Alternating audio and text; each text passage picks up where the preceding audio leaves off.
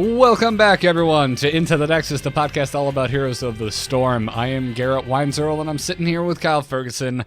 How are you doing, Kyle, on this lovely Thursday evening? I'm doing fantastic. I have cashed in all my Blizzard Magic MMR points for nothing but wins this week. Oh, nice. That means the last 2 weeks were pretty rough in this game. Oh, I'm sorry. It's okay. It's okay now. Is it okay? It is 100% Are you sure it's okay? The balance continues to flow. The community's on the upswing. Things are going positively. I'm having a great time. Should I turn on, like, My Chemical Romance? I mean, they have that song, I'm Okay, I Promise. I thought they were not okay. Well, that's the thing. But then later in the song, they say, I'm okay, I promise. Oh. I forget. It's been a while, and honestly, I preferred Black Parade as far as albums were concerned. So, Of course, whatever that may be. You wanted that was their album following up 3 Cheers for Sweet Revenge, which is where the I'm Not Okay song was on. Anyways, I was really into early aughts emo and pop punk, guys. Just saying. We have a lot of stuff to announce at the top of the show. And I had no nicer way to segue from My Chemical Romance to these announcements. So I'm just going to... There is no good way. I'm just going to do it. I'm just going to pull that e-brake, Kyle, and initiate the slide. Let's do it. We've got the Patreon call-on episode coming up next week. It's going to be Wednesday, February 24th, and we're going to be doing it at 3 p.m. Eastern Time, right here on twitch.tv/amovetv. If you are a patron, the post is not up yet, but at the time of listening to this podcast, the post should be up. So if you're catching it on the download, head on over to patreon.com/ITN. You have to be a patron to see the post, but to get all of the information to call in. And if you've called in the past, the information has not changed. So hopefully we'll be talking to some of you patrons at 3 p.m. next Wednesday. And for those of you who cannot call in live, Kyle, you went and set up a fancy little call-in line.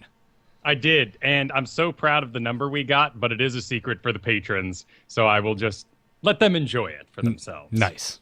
Well, remind me to take this out of the show notes before we make them public then.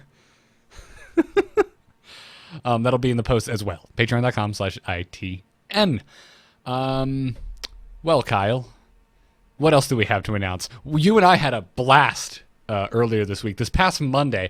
If you guys are not aware, Kyle and I are now doing a co-op game stream Mondays at 3 p.m. Eastern right here on amovetv. And we just play a game together for 2.5 hours, sometimes 3 if we're, feeling crazy. The week before we did Overwatch with everybody. The week before that we did Diablo. But this week, you and I started some Smurf accounts and heroes, and we went and Smurfed it up. And spoiler alert, things went really well for us. Sinfully well, one might say. Yeah. It was tough. It was quite tough. Anyways, that is up on our YouTube right now, youtube.com/amovetv. And we're not sure what we're doing for next Games Bond. I kind of wouldn't mind hitting that back up again. I had a really good time. And our goal with that wasn't entirely just to be evil bastards, although that was definitely the outcome.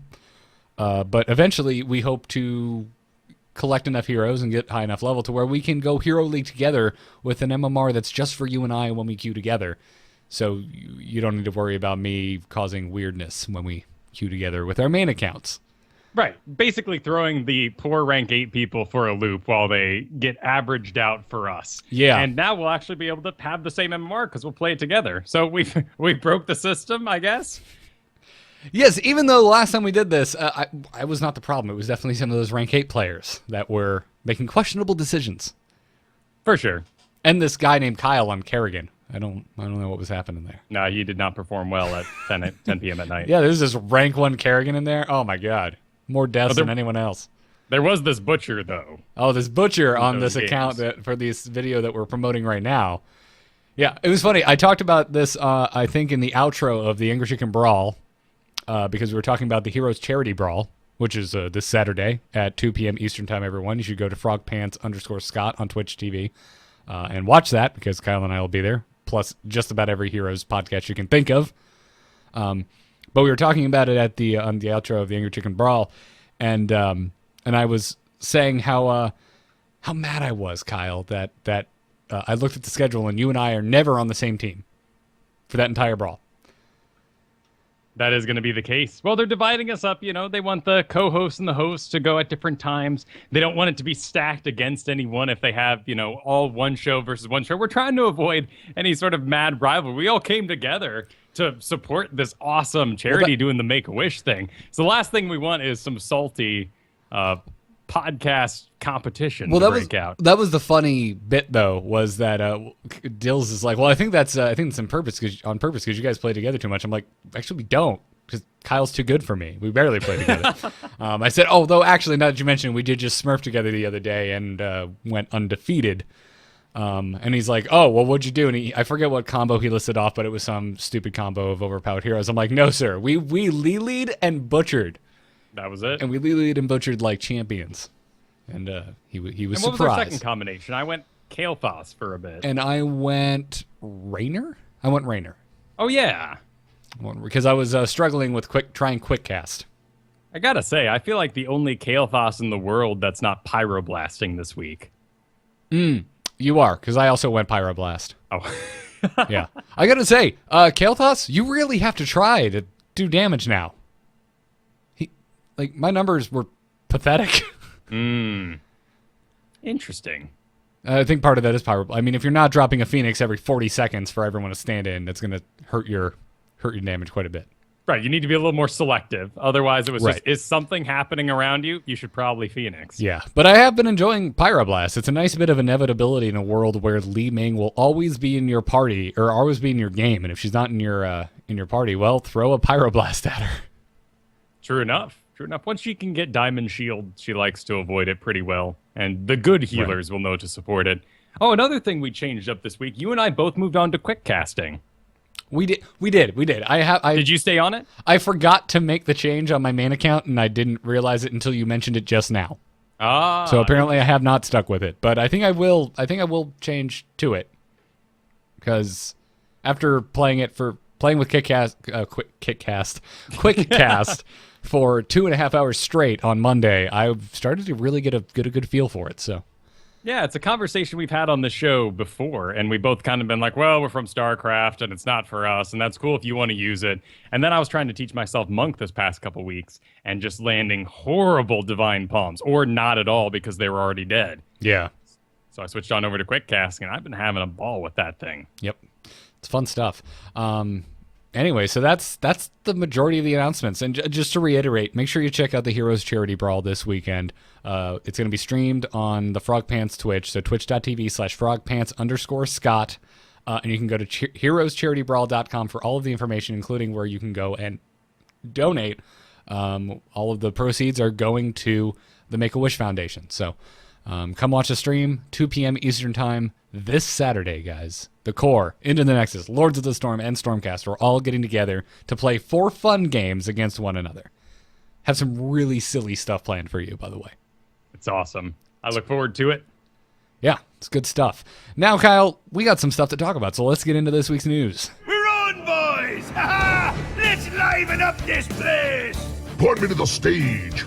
Click the play button, and let's get started. There's a lot of stuff to talk about, but you wanted to lead with just Kael'thas, who is down 10.6% on the win. Poor feller. He feels rough now to me, honestly. I think he may have been cut a bit too deep.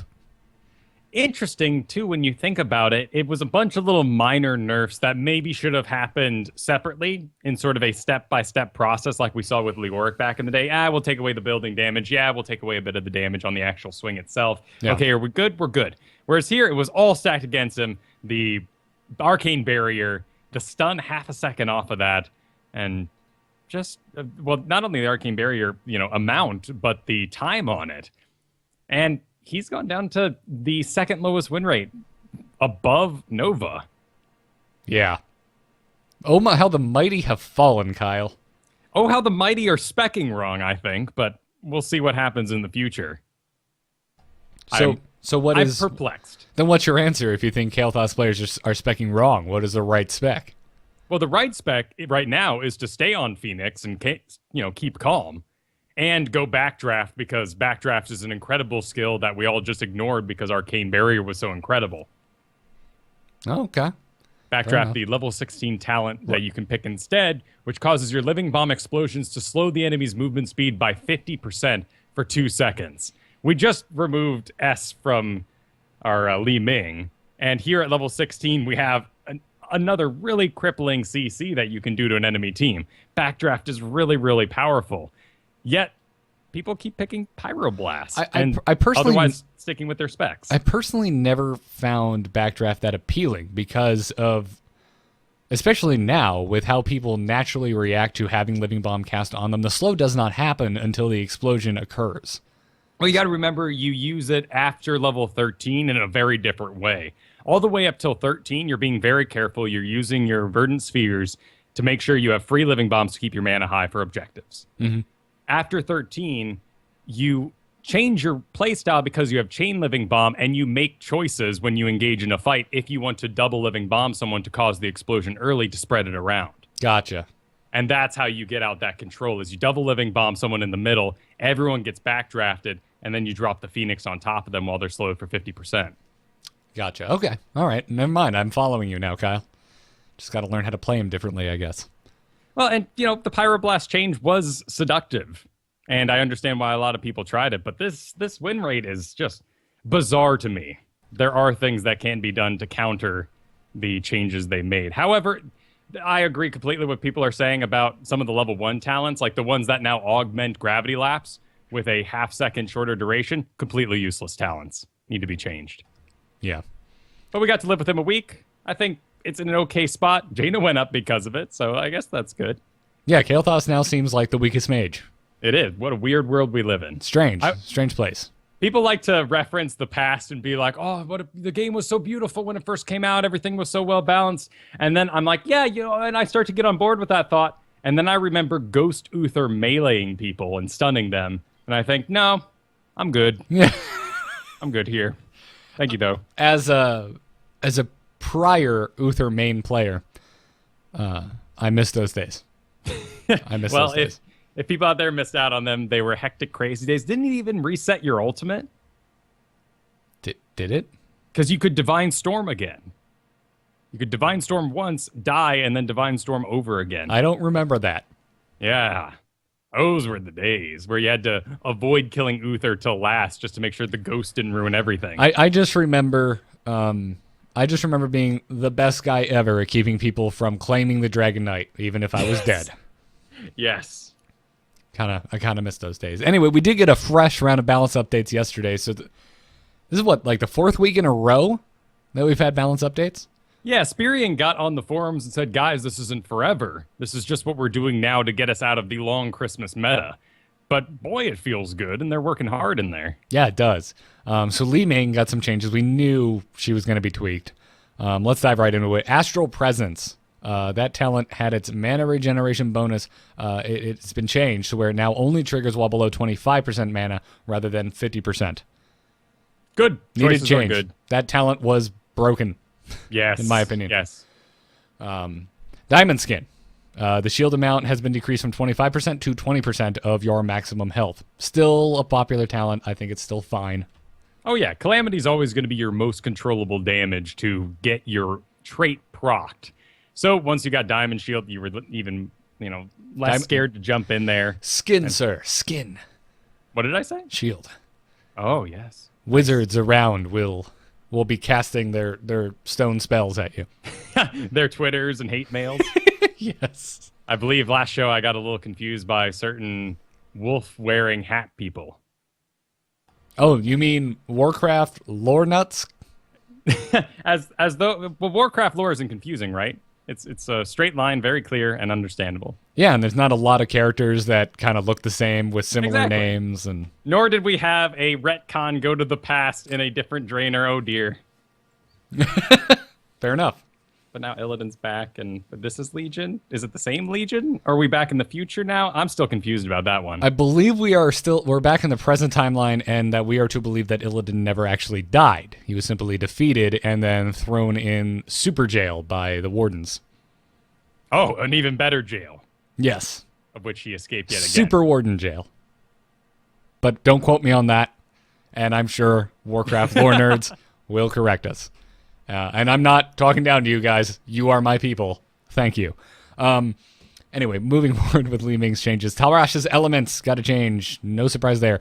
Its ability power bonus has been decreased from 20 to 10%. Pretty sizable cut there for Talrash's elements. This really surprised me. I didn't think this would be an issue. It's good, right? 20% is kind of crazy. It's really easy to use, and the way Li-Ming's cooldowns work, you basically always have it. I really like, too, that you can take the level 1 talent with Ether Walker, so you can make sure your teleport is on a similar cooldown to your magic missile, so you can stagger the two back and forth, and have Talrash's active basically all the time for every spell you do without waiting around for orbs or anything. But I'm honestly surprised they went with this, which to me just says, oh, well, Abandoned Ship and Temporal Flux was already the best thing ever. We'll just keep using that. I think part of it may be the frequency at which we're getting these balance updates, that they're feeling a little freer to try such heavy-handed changes. Again, we have tournaments going on right now, so this seems a little strange. Yeah. But I think that might be part of it, because that does seem very heavy-handed. Yes, if you go over to Hot Slogs right now and look at what the top pick talent at level 20 is, it is still Talrash's elements by a large margin. But I don't know. I was surprised by this change as well. I figured a change would be coming, because it's all anyone is picking for the most part. But this seems drastic. Yeah. We'll see. She still seems super strong. She still seems really strong. Magic Missiles had its damage reduced. Just the scaling. It used to scale by 3.5% per level, and now scales by 3% per level. So this, you have to keep that in the back of your mind, or to compared to everything else. Just about everything else in the game, for the most part, there are exceptions, scales by 4% per level. So Magic Missiles now scales significantly less than just about every other ability in the game. Which is good, because we have such short cooldowns on our ultimate anyway. When we get to level 10, I don't need Magic Missiles to be doing bonus damage of any kind. You're right. You're absolutely right. I like this. This is nice and tame. I also like that you're talking about Li-Ming as if she has only one ultimate. Well, she did. And maybe people will pick Wave of Force now that the S is gone. But I still doubt it. I doubt it. I sincerely doubt it. And I love Wave of Force. Like, really. I mean, I think positional plays win games all the time. I don't want to wait till level 20 till this thing is at a safe range for me to cast. Yeah. Speaking of S of Johan, it is gone. Poof. Just removed. Straight up removed. Good. What a weird experiment we were put through. Yeah. Odd. And Triumvirate, I'm probably butchering that pronunciation, had the distance travel requirement reduced from 80% to 65%. So, are you taking this now? Which is a buff. Yes, so it now triggers at a less distance for you to get a decreased cooldown on your Arcane Orb. I'm not taking this because I've loved Dominance since the day the character came out.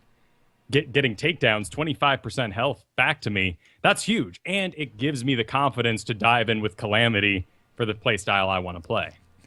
You're a nutsoid wizard player, sir. Well, and let's be honest here, I'm not particularly good at aiming the magic missiles, so Calamity becomes my most controllable way to actually clean up. But Triumvirate becomes even more awesome with Talrash's elements now. Because of the, reduced cooldown. Reduced cooldown, you can cycle it much quicker. You could just cycle Magic Missile's Arcane Orb for the majority of it. There's a great Arcane Orb build in here. I guess I'm maybe overvaluing my opponents a bit, but if I came up against an Arcane Orb Li-Ming, I would laugh on the inside because I'm going to dodge the orbs, or at least assume I am. Right. So that's why I'm not investing in it. Gotcha. It's kind of like the talent that gives an extra wave to Jaina's Blizzard. Most people are going to escape from that thing by the time that third one comes down, so it's a useless spell. Hey, man. If you want to start murking as Jaina, you have to take that talent. Fair enough. Yeah, well, and you can also go Mercenary Lord on Arthas next time, too. So, which I forgot. When did I? Last week in the after show games, I think. Yeah. I took Arthas, and we're going through, and I'm like, my God, I haven't played him in so long. I forgot he had this. Why does Arthas have Mercenary Lord? Would someone explain this to me? Who knows? Also, how is Arthas not being worked on? How are there no changes planned for him? I don't know. We're still waiting on that Gazlo thing, on the Tychus thing, and I'm sure there's plenty of other people with their mains awaiting some sort of update. But those sort of things come in the Tuesday patches, so I'm still curious to see when we are going to get the Necromancer. It looks like on the calendar anyway, could be next week, could be the 1st, so next Tuesday. And that's part of my point, Kyle. Like you're saying, oh well, Gazlo hasn't gotten his thing yet. He doesn't need it. Gazlo's fine. He's sitting at a perfect, like, as compared to many of the other heroes. I mean, he is above Stitches, etc, and Muradin on Hot Slogs. Yeah, that's currently my favorite game, actually, as a Gazlo fanboy, is going through here and picking things that people would be comfortable with in the meta, and then saying Gazlo's got a better win rate. Let's see. You draft up and someone picks Falstad. Sweet. Oh, okay, awesome. We have a Falstad on our team. 4% lower win rate than Gazlo. Yep. Jaina. Jaina's even lower. Jaina's even lower. Sylvanas. I mean, all the supports are down there right now because of Rhaegar, so that's not really somewhere to target. But Zeratul, these all sound weird in my head after following this game for so long. I agree. And that's why I'm sitting here going, could we get some Marthas changes, please? But everyone's got their one hero that they would love to see tweaked. And that's mine. Exactly. And there's no guarantee we're even going to like the tweaks. I just happened to enjoy the way they took Nova, so I bought her after the tweak. I haven't heard a lot of complaints from non-Nova players, but every single Nova I played with in Quick Match this week has done some sort of grumble when they've died. Oh, well, Blizzard ruined her. I mean, if that was your favorite hero, wouldn't you find it hard not to grumble yourself? Sure, but let's think about the philosophy of heroes and what it's making up for in the item system and other MOBAs, though.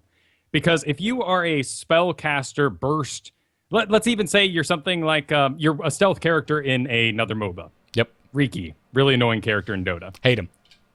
I make the choice through my purchases that I am going to increase my damage instead of buying health items. So what we really need to kind of help characters like Nova out are talents like Glass Cannon from Li-Ming, where you're trading health for damage. That's the sort of trade-off we need on those characters. If you can go through a spec like Nova's and just pick how you want to kill people fastest without actually trading out survivability, then the character isn't very well balanced and isn't accomplishing a well-rounded hero. Huh. Well said. There should be a choice in there. Yeah. No, I agree. I mean, that I feel like that could be a bigger conversation for one day, for another day. Kind of like how I was saying, you're discussing Li-Ming as if she only has one ultimate. Talent diversity, I feel like is pretty lacking at the moment. Sure. I mean, some characters have it in spades. We always highlight Vala here because, granted, it is basically informed by your level 1 pick, but she can fill a real cool number of DPS roles. Yes. Yes, absolutely. Also, I can just see it coming from a mile away, which is, I guess, maybe a strategy knock against her. Also, Vala sitting underneath Gazlo at the moment. Yeah, because Gazlo's amazing. I mean, that's all it is. You're right. He is. Anyway, moving on with some of the changes. Rhaegar got a change to the... Oh, well, interesting to note. Before we move on, Li-Ming fell 7.8% yesterday. Just yesterday, though. Oh, okay. Looks like she's back up again. Oh, you're looking at this was Barrett put that information together over on Reddit for us. Over on Reddit. Oh, okay. Gotcha. The runner of Hot Slogs. Oh, wonderful. Wonderful. She's still number 1. Yep, still number 1. With Rhaegar nipping at her heels. And that pun very much intended. Very nice. Yes. Let's talk about Rhaegar real quick. Rising Storm talent for Lightning Shield has been changed. The damage bonus has been reduced from 20% to 10% per stack, and the maximum stacks, however, have been increased from 10 to 20. So you need to get more stacks on to do mo damage. Great. And the great thing about this talent is it's only heroes getting hit that cause this damage to ramp up. So really, over the course of 5 seconds, are you going to hit nearby enemy heroes 20 times? If all 5 are hugging you, I still think over the course of that 5 seconds, you probably won't get up to your full 200% again after this nerf. This is great. It was a damage talent at level 16 that was doing way too much damage for him. And he's a support, frankly. And he already has the bite butts thing going on, so I don't think we needed to augment his damage any further. Good change. Yeah. A new Barak. A name I would like to see in here a little more often.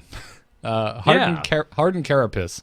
got to change. Its shield amount has been increased from 242 to 260. The scaling has stayed the same. Dev said that his survivability is a little low right now, though not by much, which certainly doesn't feel the case in games I'm seeing him in, unless you're playing him, Kyle, because you're just this weird master Anubarak player, and things just work out when you pick him. But well, let's be fair here. Anubarak has a really big butt, and that's why I play him decently, because I body block. He's stupid easy to body block with, compared to something like Johanna, who's a lot smaller. Yes, and significantly less mobile.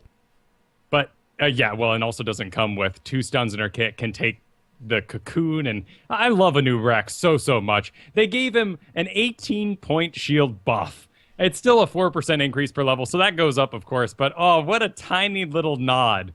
I think this is more like one of those things where they're just like, here, guys, try him. Like 2 damage to Illidan, or 4 damage, whatever it was the other week. It's just so people would play him again. I feel like maybe they're trying to collect some data here. Maybe. It's certainly what it feels like.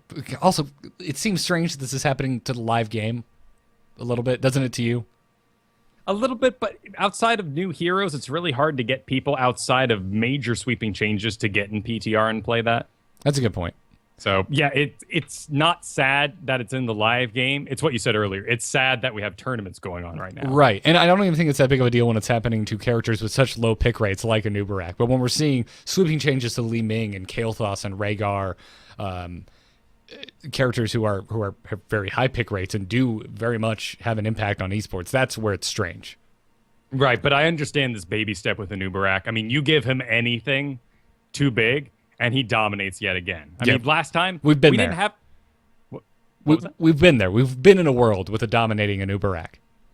Yeah, and it was something as small as reducing his beetle speed that ended up knocking him down this far. Because his stuns are so incredible. His kit is amazing, other than Hardened Carpus. Yes. Let's talk about Stitches. Last Bite talent changed up on Devour. The cooldown reduction on kills has been decreased from 15 to 12 seconds. And they said that they were noticing situations where Stitches, after selecting Last Bite, would feel nigh unkillable when fighting near minion waves or around battleground events that features lots of small monsters, aka infernal shrines. So, yep, it is enemies, so those little skeletons do still work for Stitches. Yeah, and as we're going to talk a little bit later when we get to Dustin tweets, there are other issues with Stitches at the moment that need to be addressed. This was being mainly used in pro play, so it didn't really affect us at home. I was very surprised to see this particular talent. Only after a little bit of research did I find out that the pros are picking it and stacking it for that 5-second cooldown on their Devour to keep themselves constantly healed up. Now it's up to 8 seconds with the talent change. So that's good for them. All of us at home at solo queue or whatever, no one really picked this talent anyway. Good to know. Well, moving on from the balance update, we got a matchmaking update directly from Blizz, including some nice pie charts and some nice takeaway stats. So if you're curious about the current state of matchmaking, you can head on over to the official Heroes website right now and read this in full. We're going to talk about some of the highlights right now. So this is since the Phase 1 update. They have had... one of the top things I wanted to mention is that 97% of games are falling within the 45 to 55% win category. So that's a good place to be. That's where they want it to be. Right, and to understand that information, it's basically saying that Blizzard is guessing correctly who's going to win this match 97% of the time, based on the MMRs they have put together. And when those people move on, they continue to win at that same percentage. Yeah. Apparently, 5 in 10,000 games pit veterans against new players. Unless you're smurfing, yes. Unless you're total jerkwads that host a show called Into the Nexus. We just want to have fun together. It's innocent. There is a goal. There is a goal in mind. If we just had a separate MMR when we duo queue in the Hero League, we wouldn't need to do this. We wouldn't be here. We wouldn't be in that position. Also, 3 in 10,000 games have support versus no support or warrior versus no warrior. I am assuming this is quick match we're talking about here. Yes. Because if it's Hero League and that's happening, that is somebody else's fault. Yep. Ain't Blizzards. Yeah. Solo players have only battled a full team. This only happens every 29 in 10,000 matches. Pretty good statistic. I'd say that's okay. It's not too bad. Yeah. It's not too. And I've had some really close games in those weird scenarios. Yeah, it feels good right now. Whatever that thing in the water was last week for me seems to have left. I'm glad. I think was in.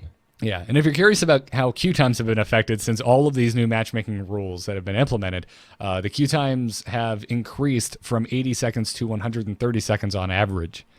So, sizable increase in time, but I see that as a massive positive. Because, Yeah. I mean, rewind the show maybe 4 or 5 episodes back, maybe even more, when I was just saying, I just want to wait longer for a good matchup. I don't care. I just want a good game. I mean, Kyle, you and I came up in Dota 2 where we would queue up, and then we would like minimize and surf the web and talk about other things and plan a StarCast. Yeah, or go get drinks or something. Like it was a long thing. Yeah, And the game it's a big concern of theirs, right? Like the games are shorter. That's something they're always trying to make sure happens, and they're trying to make sure those queues, because the games are shorter, are shorter as well. I mean, when this game was released, it was advertised as about a 20-minute, 15-minute game to get into. Now we're up to half an hour, but that's still half an hour less than our other MOBAs. Yeah. And they're also implementing a new rule that will stop certain heroes from being grouped together in quick match outside of a pre-made party. And those heroes are Abathur, Cho'Gall, Lieutenant Morales, Murky, Nova, and the Lost Vikings. So this is a change that we knew was coming, judging or taking into account a lot of Dustin Browder's tweets within the last month or so from people who were reporting pretty much compositions that had a lack of lane presence, where you had multiple stealthies with a Cho'Gall and bizarre stuff. Morales is the only one that doesn't necessarily, I feel like, fit this mold. I'm assuming it's just because of a severe lack of damage on her part.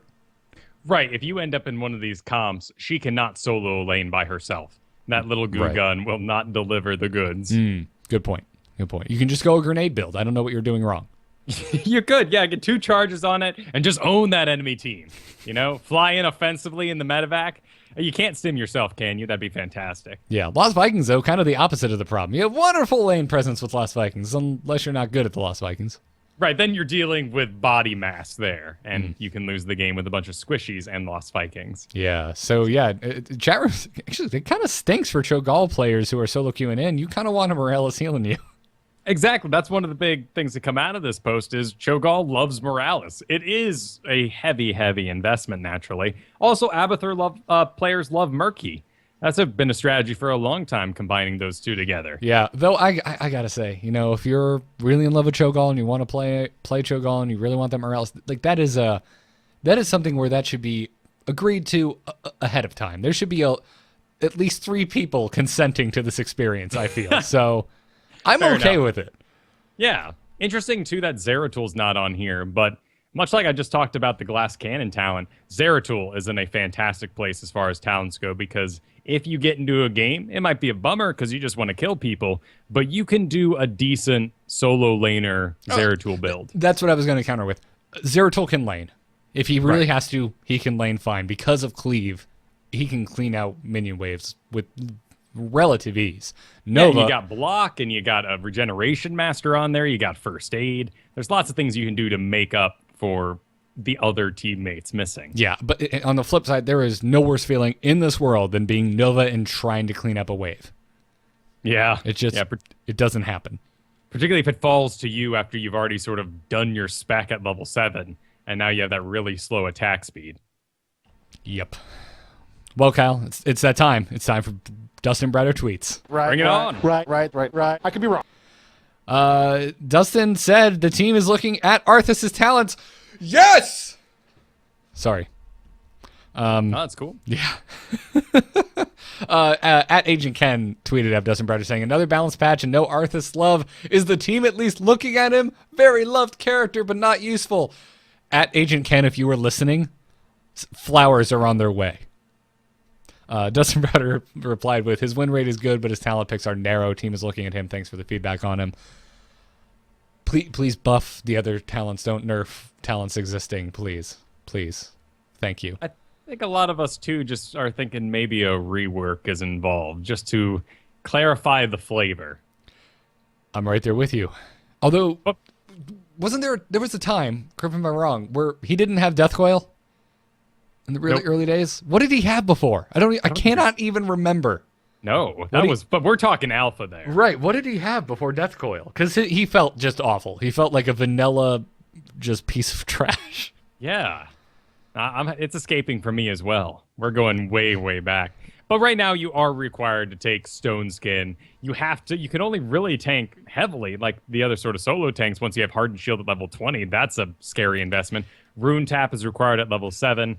I don't know what you do to make him more Arthas-y, because he has a lot of the abilities. Yeah, the problem with Arthas is, what is he? Because he struggles immensely at being a tank. And there are just straight up better bruisers to be selected than him. So, I think that needs to be. I feel like he has an identity crisis because he can be kind of tanky. Once you get all of the talents, he can somewhat tank. But again, you would just be better off grabbing a Johanna, grabbing a Muradin. He can output the damage, but you'd be better off with a Sonya. So, Yeah. He just doesn't excel at anything.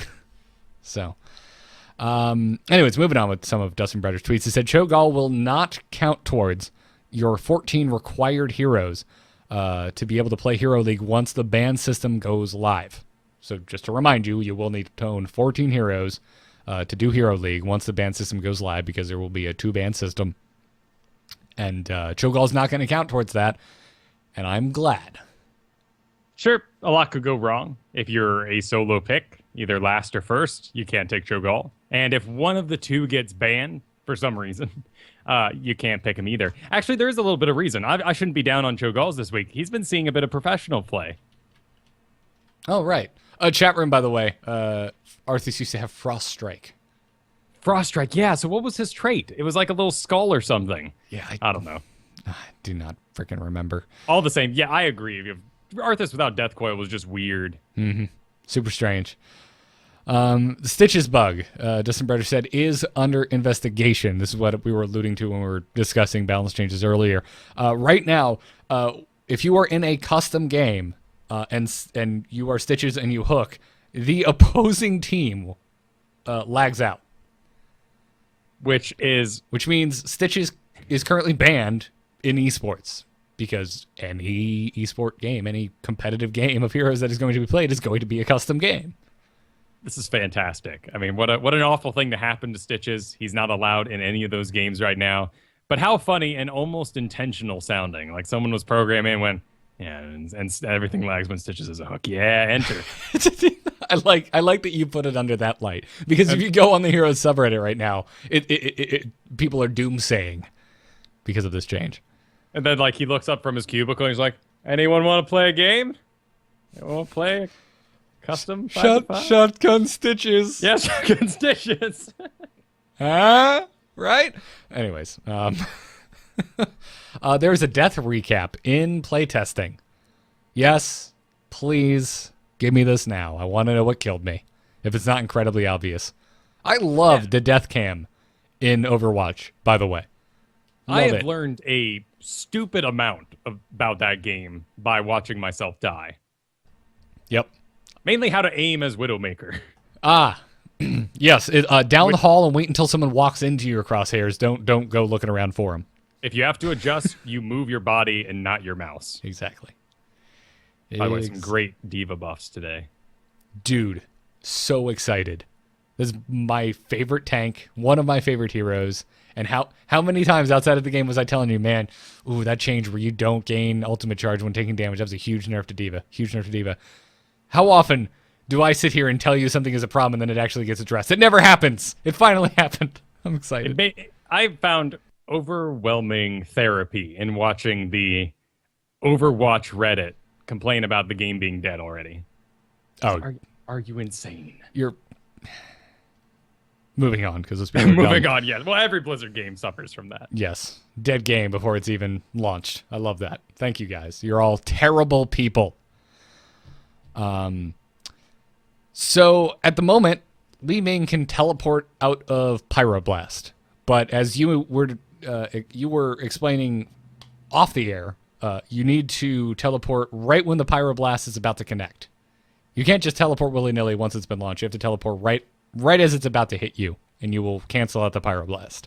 And right, so if you go Diamond Skin, it's still a decent idea to teleport early, but if you got the skills for it right now, you can dodge a Pyroblast. Same as Zeratul. right, Zeratul can do that. The thing I find strange about this is it was brought to Dustin Browder's attention. He did say team is aware and is investigating. Thanks for the report. But Zeratul can do this, and it seems to be intended. So is it intended for Li-Ming or is it not intended for Li-Ming? I find it strange that Dustin didn't say is Bad Will Fix or working as intended. I just find that odd. Yeah, you have to wonder, too, is that a good counterplay, or is this taking power away from Kael'thas and what he should be able to do? Should Pyroblast be a choice because everyone keeps getting away? All right, Kael'thas, get on that Pyroblast. You're going to be our savior here. Personally, no matter the character. I don't think you should be able to dodge Pyroblast, period. I don't think Zeratul should be able to. I don't think Li-Ming should be able to. Pyroblast, you're already taking a huge risk by casting it in the first place. You're putting yourself at extreme risk if you're in the middle of a team fight. I feel like you should be rewarded wrong with for having that. a couple of counters, but if people aren't aware of how it works, that's something entirely different. Right. I don't know. I mean, if we can just say there's a tooltip hidden in there that, I mean, look at Tassadar. No one's upset about that. You cast Pyroblast on Tassadar. That's your fault, and he's going to phase out. I don't think that's a problem. Right. One character counter isn't a big deal, but here, maybe, right? But the thing that I find strange is like that those characters, Zeratul and Li-Ming, that's why you're taking Pyroblast. You're taking it to single out the squishies and deal with them, especially the ones that can escape really well. And if they can just escape from Pyro, I don't know. Again, it feels like a crisis of identity. What is the point of Pyroblast if not to kill heroes that usually escape? Right. Well, and I've made plenty of jokes on this show about casting Pyroblast against Illidan.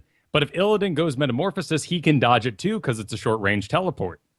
Right. And that feels wrong. So I would really like to see Pyroblast do what the Butcher's Charge does. If you are squirrely enough to max out its range, then you should dodge it. Right.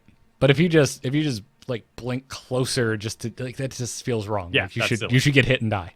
But if I'm level 20 and I have a does Zeratul get rewind? Yes, he does. Okay, cool. Yes, yes, he does. So if I'm Zeratul and I blink and then I use rewind and I blink again and I dodge Pyroblast, that sounds like a good deal for me. I like that. Nice. And also coming in the future, according to Dustin Browder, muting characters will also mute their pings. Somewhere down the road that it will be coming. It's a good change. Yeah, I think it's fine. Totally cool. Super freaking toxic Li-Ming in my Hero League game today before the show. AFK for the first minute of the game. So we had a really weird laning setup in Dragonshire, and then just starts mouthing off like crazy. Okay. And oh, by the way, got out damaged by a Lunara. So you go, Li-Ming. Enjoy the report. No, that's not insane. You know, hold your emails. Lunara's doing awesome right now, but yes, to be late and then complain is a bizarre feat of internet trolling. Yes. So thank you, Li-Ming. You're my you win the Garrett Douche Award. Anytime I think of that sort of thing, I just think of that picture of the guy riding his bicycle, putting the stick in the spokes, and saying, "Where's my team?" I haven't seen that. That's amazing. I'll shoot it to you. It's fantastic. It is fantastic. Kyle, you have been on point with the funny images from the internet as of late. So thank you for that. Before we move into the strategy, let's thank our patrons over at patreon.com/ITN for supporting the show. If you like Into the Nexus, if you dig what we're doing and you want to throw us $1 or $2, head on over to patreon.com/ITN to support the show. Podcasts will always be free, but that's where you can support us if you want to. This episode, let's thank Gino M, Brandon B, Halverin, 2Ham with the numerical 2, and Hackon E. Thank you guys for supporting the show. We love you. Okay, maybe that got a little too personal. No, that's Choose a fine. We do talent. love- Choose a talent. Talent? Ah, that seems generous. Don't reveal our plans to our foes. I mean it. Not a word. Fine. Jeez. So mean. So we talked about laning as an kind of overarching concept last week, and now we're going to get specific. We're going to get down and dirty here, and there was a very cool post made by Dreadnought. He went on a stream and just sort of knowledge bombed all over everyone. Reddit has put it together in a little more digestible of a form. It's posted over on the YouTube. We got links in the show notes. Check it out if you want to see the full version. This is the further condensed down version, so a lot of those little tidbits are missing. But we received emails last time that was a good rundown of laning, but many of you still need the specifics. And there are even some things in here that I'm a little surprised by, maybe even want to argue with a little too. So very cool post by Dreadnought there. Yeah, absolutely. And if you're looking for it, it's one of the top voted posts on the Hero subreddit. It's titled Dreadnought's Breakdown of All Maps by Redditor Corpse Eater VZ. And we have a link in the show notes. Head on over to amove.tv/ITN. Look for the episode 91 post. But let's get into it, starting with Towers of Doom. And his suggested breakdown for Towers of Doom is 113, calling the most valuable lane the bottom lane. Yep, and this is clear across a lot of different maps. If you control the lane where the most mercs are, you'll most likely win the game. Oh, by the way, when we say the number of people per lane in this episode, it is always from top to bottom. So 1 in the top, 1 in the middle, 3 in the bottom. Thank you for that distinction. And going down that line on Towers of Doom, also said top lane is the safest, with bottom lane being the most dangerous. Yep. So put your safest character up there, maybe a pusher, but in the end, he made a great point that sieging is entirely irrelevant on Towers of Doom because you never actually attack the core in the end. It's one of the cool things about Abathur on this map is you get to go a really sweet sort of mind zoning spec because there's no way you're ever going to push because all it'll accomplish is locus into that field of doom. Yeah. It's still nice to, snipe one of those towers just before going and taking an altar if you can, but can be exceedingly difficult to pull off. And for those not in the know, if you destroy all 3 of the enemy's primary forts, their core will start taking damage about every 2 seconds. Really? Yeah, so if you destroy every single one of those enemy forts, all 3 of them, and you hold have control, it just starts firing. And hold it? And it just... Really? I did not know that. I have never had that happen in a game. We need to try this next time we smurf. Well, yeah, we need to win, right? That's basically... We need to win so hard we win immediately. No, I want to crush. I want to crush them. Yeah. I want to see this, and I want to make this happen. I want to be responsible for this, is what I'm telling you. It's cool. It's scary to be on the receiving end, of course. Oh, yes. Terrifying. But I want to go. I want to go break some spirits. That's what I want to do. Anything you want to add about Towers of Doom before we move on? No, that's good. Cool. Infernal Shrines. Recommended breakup is 1 top, 1 mid, 3 bot.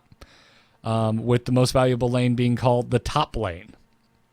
And this is because of the shamans yet again. And in fact, he goes as far as to say that there is no value in taking any other camp unless you are just dominating or entirely bored and have nothing else to do.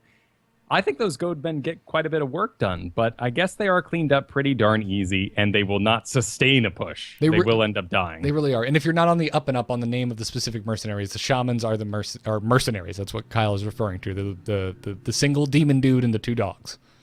Yep, and when the demon dogs die, he summons new ones. That's right. What makes that push so powerful. You have to kill the shaman first. When you're taking the merc camp, you should kill the dogs first because they die faster and they do not respawn. But once it is captured, if it is pushing your lane, you need to kill the shaman first. Still something I see a lot of players missing. For sure. And across all these, he always made the point that you should take mercenary camps right as the objective pops so that they have to make a choice. Do we go to the objective or do we defend this mercenary push? Pretty obvious statement. It's a strategy that's been in the game since its inception, but throwing it out there as well. Dreadnought also hates Punishers a lot. He believes them to be the very worst objective monster that you can possibly get. Don't die for them. And of course, in with a knowledgeable group, you'll be okay. And in pro play, you're okay. But for those of you not in the know, you need to bait the Punisher. It is always going to do a leap about every 12 seconds. So hang out behind your wall, let that Punisher leap over the wall to you, and now with it separated from the enemy team, you can burn it down extremely fast. Yep, they always jump on me on accident. I'm that guy.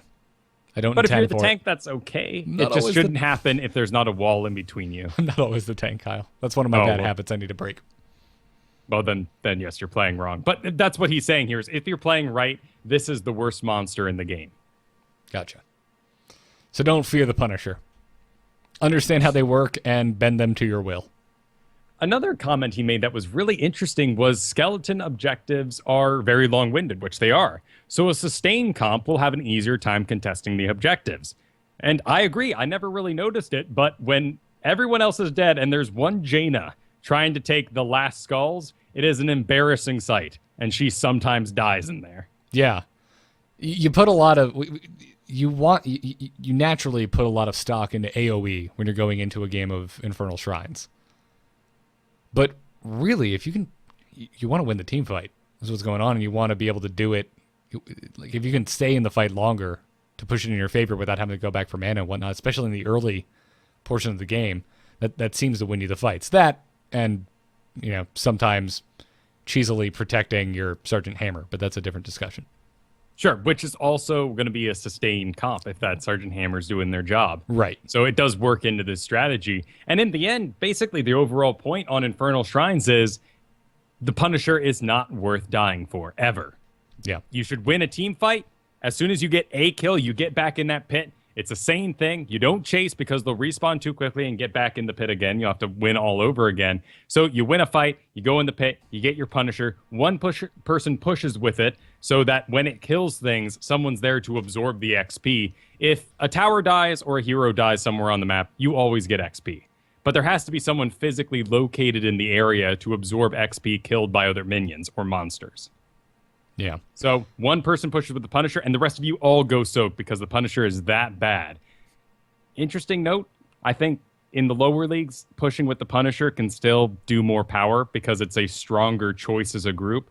But certainly in professional play, this is the way to do it. Well, yeah, that's one of the things we talk about all the time in the solo queue mentality. If you're not playing on a pro team, you're not all on mics talking to each other, that just committing to a plan together as a team will probably yield you the best results. Outside of rank 5 plus and pre-made games. Sure. So I also like his point of on Infernal Shrines, if you kill one opponent, just get back to completing the objective. We've all done this. We've all chased too long. And there's something about this map. I don't know if it's the Hell and Demon stuff going on, but I chase a little too long. I do too. But he's absolutely right. Just kill one. They're at a disadvantage at that point. If they want to come and contest the objective, you win in the numbers game. So yeah, I agree. Let's talk about Battlefield of Eternity, which is only a 2-lane map. So suggested here is 1 top, 4 bottom. Going right into it, saying attack their immortal, do not defend yours. And this is a whoa for me, right? This is them's fighting words as far as the solo queue mentality is concerned for the most part. You get into these games and everyone starts pinging their defense shields on top of your immortal for the first round. And it's a very sane place to group to sort of engage off of without any of that chaos of the random stuns going down. But he makes an excellent point. The immortal is only powerful as long as it has its shield. After that, much like the Punisher jumping over the wall, it becomes this melee character which will get burned down extremely easily, and it stops doing more active stuns in an area around it. They don't actually slow down. It's just that when it becomes melee, it's easier to dodge those stuns, whereas it's at range.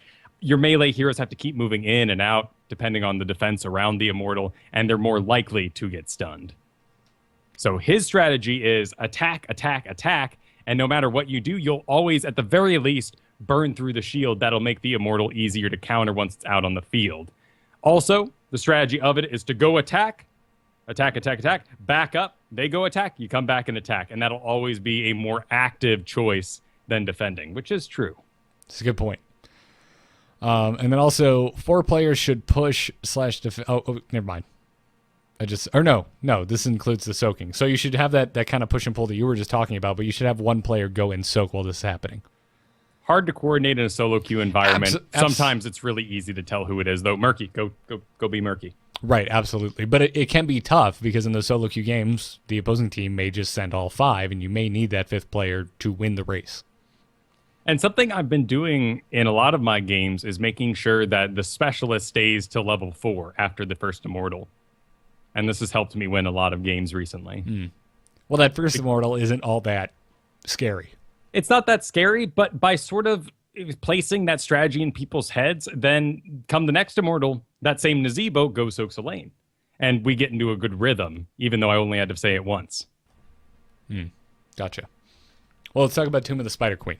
Let's move on to that, which should be a 1-4 split. Top and mid should rotate,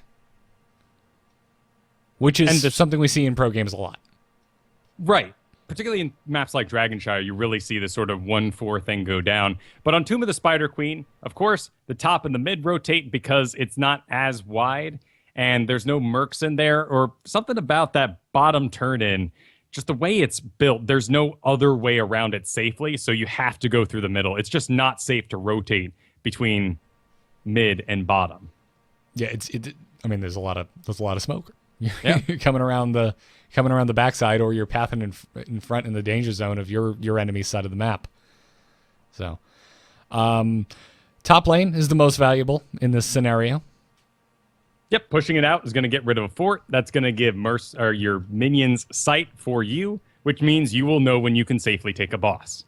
Exactly. Once again, kind of playing into that rule that wherever the most mercenary power is, that is the most powerful lane. So if you control top lane in Tomb of the Spider Queen, you control access to the boss. Interesting to note, too, the boss is what you do as the Spider Queens end. You push with the Spider Queens, you get all those gems that they provide, you run to the top while they deal with the final ones, get the boss, then the boss covers your turn in while you turn in for the next Spider Queens, and you do it again and again, and that's how you get a snowball victory here. Yeah. And then bottom lane is the safest. That's where you send your solo. Which makes sense, and he also is very adamant that mercs do not matter at all here. Which, they don't provide gems or anything of any value to the game, so makes sense. And that's not to say you shouldn't take them if there's nothing else to do. But really, they're not going to turn into bombs like they do on Tomb of the Spider Queen or Towers of Doom. Mm-hmm. And they're not going to turn into coins like Blackheart's Bay. Right. Sky Temple, 1-3-1 split. So 1 top and bottom and then 3 in the middle. Definitely not something I see in my solo queues. Always a bottom solo. But, yeah. Now, of course, the bottom is going to be the most important lane because that's where everything is. The boss and the 2 siege giants. Line them up. It's a good way to win. Stack them together. Yeah. Sorry, I was reading chat room. No, that's okay. And just let him go, Of course, we're covering a lot of information. This is not, of course, a Bible that you need to follow exactly. It is tips and tricks, and in solo queue games, you hope that people are aware of this information and respond the way that you are playing the game. Yes. And boss styles in the chat room. Yes, I am a bottom. I'd like to be the Solo Zagara bottom in Sky Temple. Interesting note here that Mid Shrine is slightly more valuable because it fires on towers first, whereas some of the other shrines fire on the forts first, which means if you lose that early, it won't finish off the fort and won't give you the XP. So getting the middle shrine first means that it'll fire on the towers, killing them quicker, giving you an XP lead earlier. Good to know. Anything else on Sky Temple? That's basically the important things. Gotcha. One tip I really liked was before that second shrine pops in the bottom only, make sure that you destroy the enemy's well. Because that's something they're definitely going to grab when they're contesting it. Right. Let's talk about Blackheart's Bay. It shouldn't be a huge surprise to anyone that Dreadnought suggested a 4-1 split here. It's kind of what naturally happens anyway. There's always this, in solo queue games, this wishy-washy mix between mid and top lane, and you always just send a solo person bottom. Well, and Blackheart's Bay is always sort of tough because the objective pops so much earlier than we expect it to.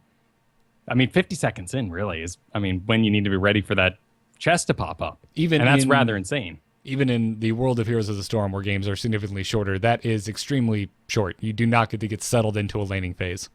So he's suggesting all 4 run top. You clear that out. You push it up to the wall. You abandon. Then you go down the mid, push that out. Now you've maximized your XP and you're ready for that top chest. Sounds like a plan to me. He called the most valuable lane the top lane. Again, sorry. In Blackheart's. Yeah, no, top. Same, similar to Spider Queen. The boss is there. Blackheart's Bay, obviously, your sight tower is going to be a huge point of contention. Right, and by valuable here, he just means that if you're going to push out a lane and you had your pick of any of them, it's going to be the top for the boss control. Right. It talks about the 1 minute and 55-second mark as being when the 4 players should separate to jungle.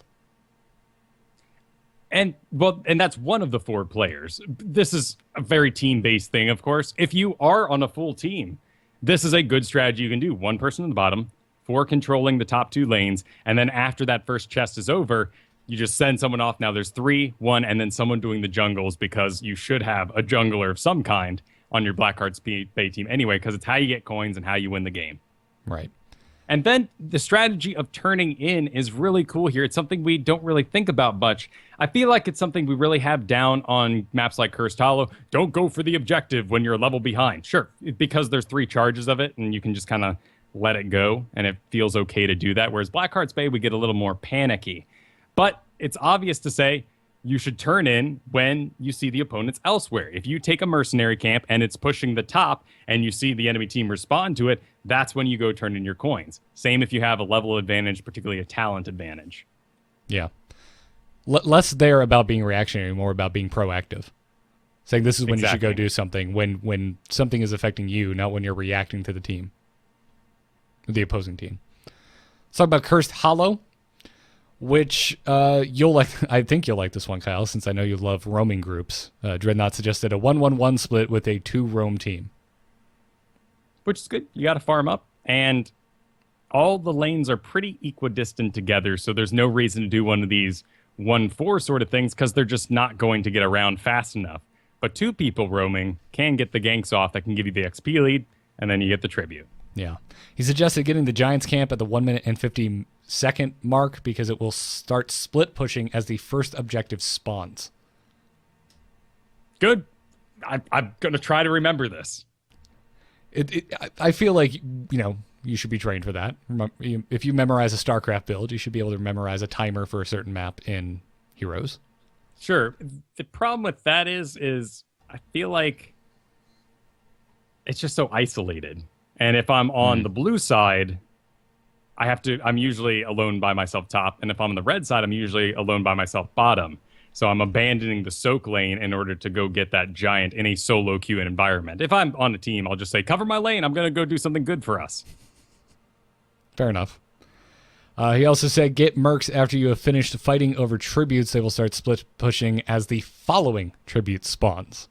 And a rather obvious statement that we've been preaching for a while, never get mercs or start a boss during a curse. As it ends and they're pushed out, you have sight of them, they're locked inside their base. Good, go get a boss. That's a good way to wrap up a curse. But never after you take it.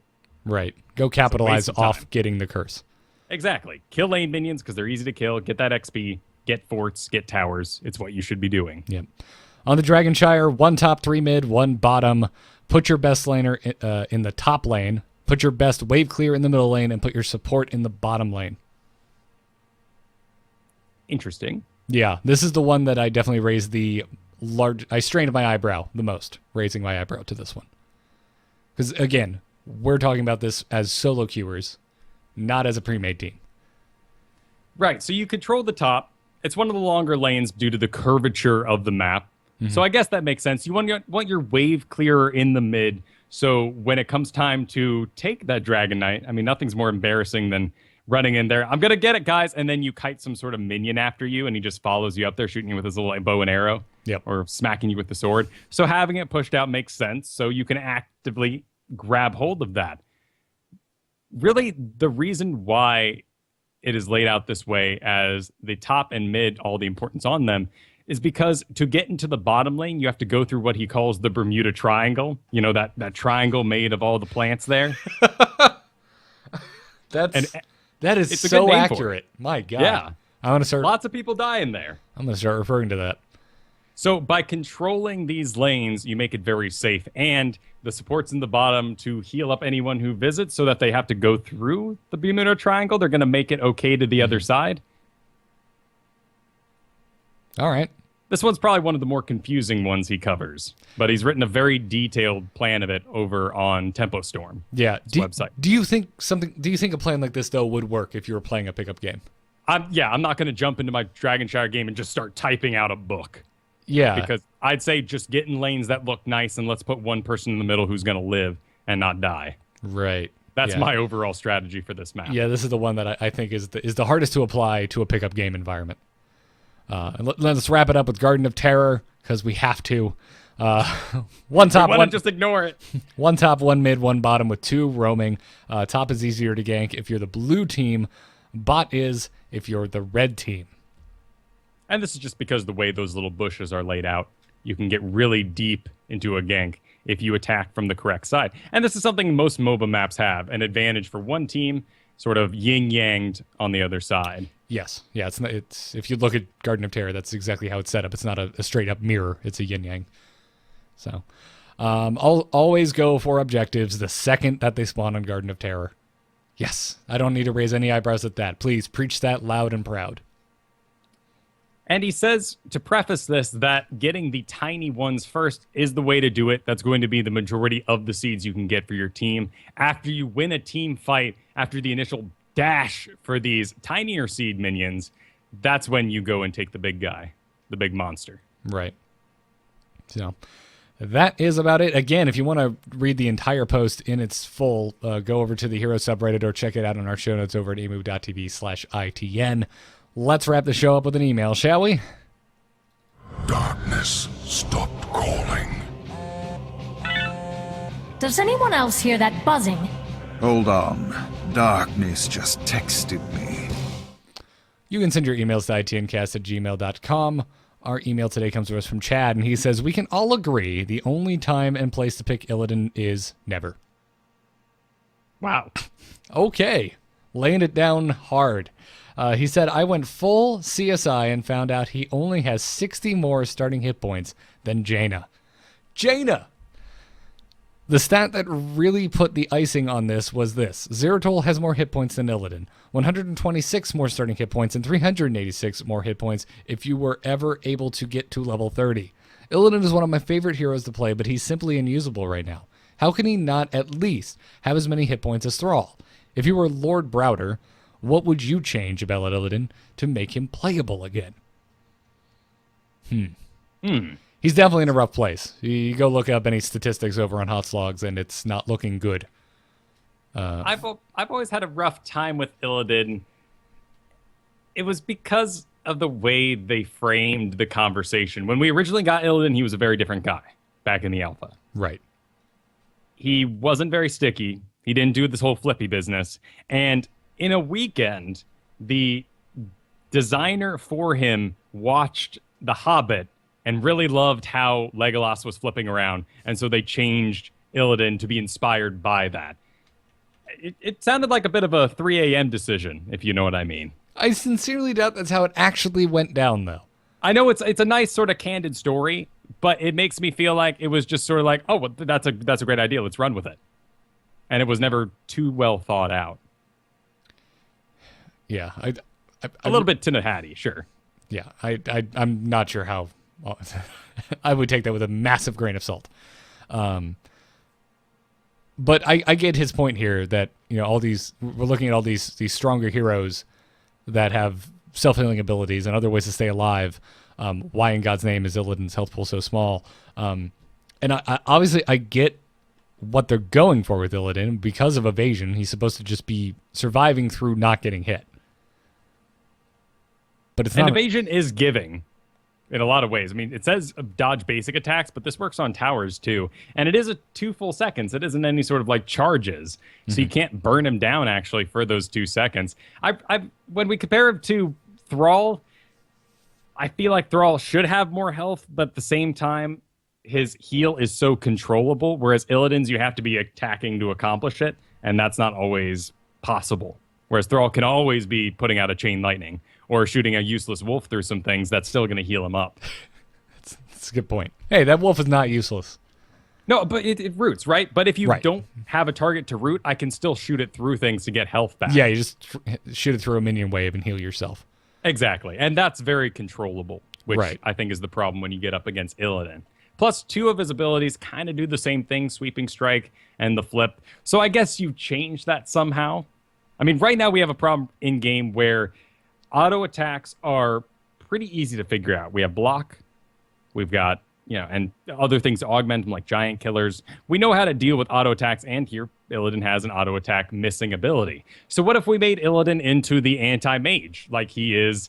His model was used for in Dota original, in Warcraft 3, and then turned into anti-mage for Dota 2. I'd be down for that. I don't think we have any mages that don't have mana pools outside of Gaul. But Cho'Gall can just be a special snowflake no matter where he goes. Well, that's true. And he's getting... And mana burning was part of his original kit. I don't think mana burning is a fun mechanic. Yeah. But it does give a purpose to an otherwise odd assassin. Right. I mean, I think at the end of the day, he just needs to be more survivable. That's his big issue, right? Because you get in, and if things don't go right and you need to get out, your chances are you're just going to die on your way out. Yeah. It's a scary bridge. He's just, I don't know, he's in too much slippery slope. He's in too much of a build around scenario right now. You really have, if you're going to go Illidan, your whole team has to be in on it. But he's also one of our original characters, and when we think of it that way too, like imagine Illidan ripping through the entire enemy team and nobody knew Shrink Ray was a thing. And now we have all these different tools to deal with him. Granted, we also have a huge set of tools to aid him. We have Divine Palms in the game now, and Morales. That sounds pretty crazy. Yeah, I like Morales more than Divine Palm because I'm seeing it played around more and more now. Yeah, and Morales does a great job with Illidan, but it's still not enough. I'm happy that the Illidan Abathur days are over, and I think Illidan's a really, really frustrating character to play against. So I'm not sad, but he should have a place, and for me, I've always just looked at him and said, why doesn't he have mana burn? It's part of his kit. I think because that's a scary precedent to set. That mana burn will be a thing ever. And we don't have mana on Chen, and we don't have mana on Sonya. Yeah, so, and there are a lot of heroes, that he would be considered really bad against. Although that's not a bad thing. Right. Although I would argue that at the moment, if you made him good against at least some comps, it's better than at the moment where he's kind of not really good against any. Yeah. You could just do what he does with Thrall better. Thrall doesn't do the exact same thing because it's not flippy. Like, Thrall will lose against Kael'thas more because Thrall's always going to run at a straight line at him. Whereas Illidan will close the distance very quickly and probably dodge the gravity lapse while he's at it. Right. But this is not a one-on-one game, so that's not going to work. Exactly. People will just... The opposing team will just collapse on the Illidan. And then we'll also see Shrink Ray picked a lot more once he does finally find his way back into the meta. Which isn't bad. I love Shrink Ray. I do too. I'll get to bust out those mad Uther Shrink Ray skills that I became so good at.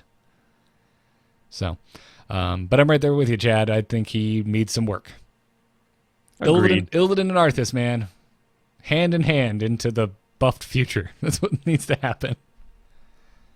Bad guys forever. Indeed. Even though they fought each other at the foot of Ice Crown. Well, yeah, but both were up to no good, really. I mean, wasn't Illidan using the Tomb of Sargeras to try to destroy Northrend? After earthquakes? You know what? After last episode, I'm going to stop trying to invoke Warcraft lore. Maybe I shouldn't put myself out there like that.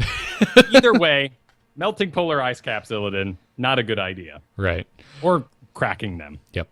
Well, on that note, I think that'll do it for this episode. Patrons, stick around for the after show games, but that's going to do it for the podcast. Thanks again to our patrons. You can support the show by going over to patreon.com/ITN. If you listen on iTunes, we love getting 5-star reviews from you guys. If you enjoy the show, it helps the show out quite a bit, so drop us reviews on iTunes.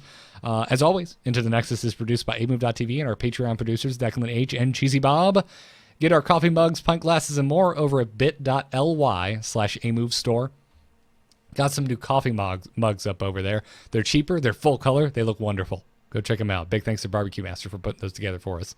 Catch us live Thursday nights at 8 p.m. Eastern on twitch.tv/AMoveTV. Catch us this weekend, this Saturday at 2 p.m. Eastern on the Frog Pants stream for the Heroes Charity Brawl. Go to heroescharitybrawl.com for information about that. Follow us on Twitter at ITNcast. And thanks to alphageekradio.com for our mobile live stream. And thanks to BrianGriffithMusic.com for our intro music. Kyle, where can folks find you? You can find me on Twitter at Kyle Ferguson. You can find my Heroes of the Storm lessons at kyleferguson.com. I launched a Patreon this week. I've had a fantastic week there. Thank you so much, everyone who supported the solo Q&A show. Now doing 2 main streams a week. The Tuesday Learn to Play show, we're taking it back. I know it's a negative statement, but Learn to Play, we're taking it back. And the solo Q&A and yesterday's show was fantastic. It's up on youtube.com/c/Kyle Ferguson. Check it out. Nice. You can find me on Twitter at Garrett Art. All of the podcasts at daymove.tv. I'll be putting out a new Angry Nerd tomorrow. I recently started the Patreon for that. But you can find Kyle and I. Chances are, if you're listening to this, you'll like more of us yapping in your ear. You can find us on our new co-op game stream every Monday at 3 p.m. Eastern on twitch.tv/AMoveTV called Games Bond. You can also find all of the VODs of Games Bond on youtube.com/AMoveTV. That's going to do it for this episode, everyone. Thanks again for listening. And thanks to our sponsors, Doghouse Systems and tweakedaudio.com. Use the code ITN over doghousesystems.com to get a free 120 gigabyte solid state drive added onto your rig. And you can also use ITN over Tweaked Audio to get 30% off and free shipping off of your entire order of noise reducing earbuds. That'll do it. Have a good one, everyone. Good luck. Have fun. Take care.